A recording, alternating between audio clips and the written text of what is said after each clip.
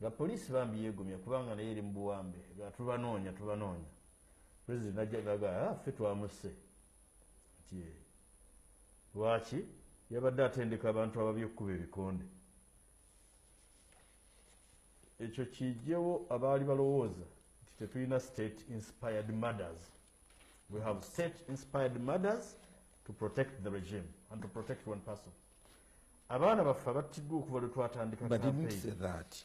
What did he say?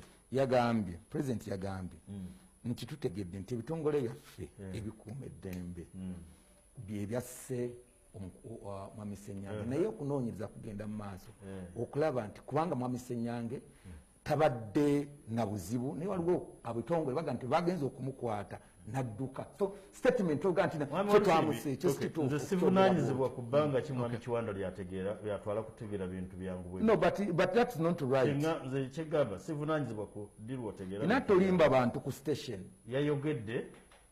Tugizeeko statement. You are free. Yes. Kyekugamba nabadde ndaba ate nze ntegeererawo. No, tewategedde. Yagambye ffe twamusse. Obulidde. Ebitongole bagamba nti Amini yattanga abantu teyajjanga n'akuba amasasi abamukolera. Njagala okutegeeza okulaga nti nno muli basi now that you want it blunt. Okuva lwe batta Yasini Kawuma mu Arua olw'okuba yatta yali mulangira nga gwasse mu kopi tewaaliwo kunoonyereza. Okuva lwe twayingira mu kalulu kano batta abaana b'abantu tewaliwo kunoonyereza kubanga kiryoke. Kasiri ali Lubaga apocha tewaliwo kunoonyereza kubanga kiryoke.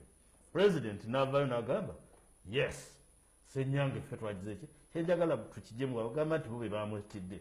Ebitongole ebikuuma ddembe ani abikulira.